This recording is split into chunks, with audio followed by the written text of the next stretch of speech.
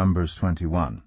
When the Canaanite king of Arad, who lived in the Negev, heard that Israel was coming along the road to Atharim, he attacked the Israelites and captured some of them. Then Israel made this vow to the Lord: "If you will deliver these people into our hands, we will totally destroy their cities." The Lord listened to Israel's plea and gave the Canaanites over to them. They completely destroyed them and their towns. So the place was named Hormah.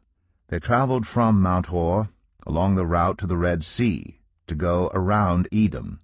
But the people grew impatient on the way. They spoke against God and against Moses and said, "Why have you brought us up out of Egypt to die in the wilderness? There is no bread, there is no water, and we detest this miserable food." Then the Lord sent venomous snakes among them.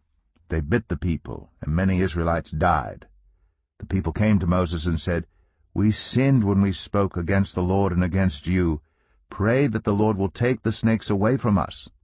So Moses prayed for the people. The Lord said to Moses, "Make a snake and put it up on a pole. Anyone who is bitten can look at it and live." So Moses made a bronze snake and put it up on a pole. Then when anyone was bitten by a snake and looked at the bronze snake, they lived. The Israelites moved on and camped at Oboth.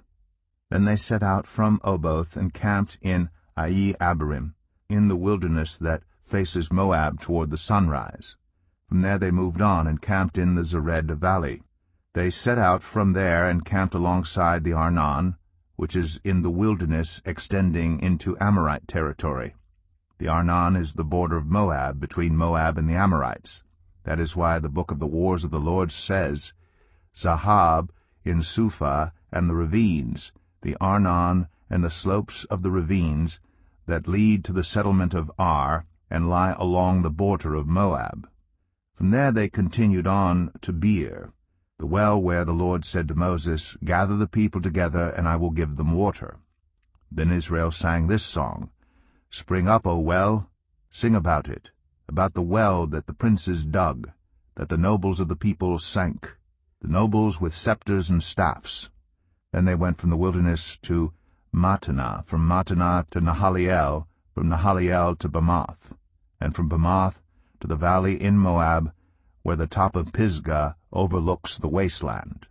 Israel sent messengers to say to Sihon, king of the Amorites, "Let us pass through your country. We will not turn aside into any field or vineyard, or drink water from any well. We will travel along the king's highway until we have passed through your territory." But Sihon would not let Israel pass through his territory. He mustered his entire army and marched out into the wilderness against Israel. When he reached Jahaz, he fought with Israel. Israel, however, put him to the sword and took over his land from the Arnon to the Jabbok, but only as far as the Ammonites, because their border was fortified. Israel captured all the cities of the Amorites and occupied them, including Heshbon and all its surrounding settlements. Heshbon was the city of Sihon, king of the Amorites, who had fought against the former king of Moab, and had taken from him all his land as far as the Arnon. That is why the poets say, "Come to Heshbon and let it be rebuilt. Let Sihon's city be restored."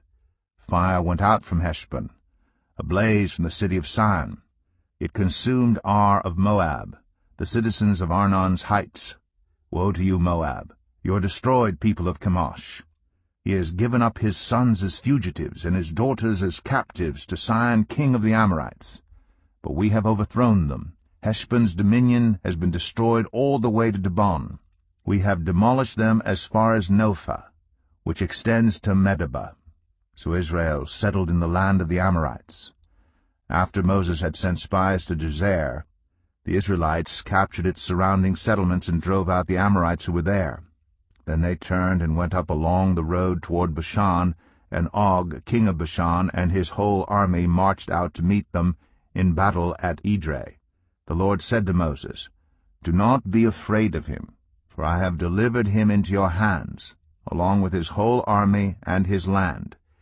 Do to him what you did to Sihon, king of the Amorites, who reigned in Heshbon." So they struck him down together with his sons and his whole army, leaving them no survivors. and they took possession of his land.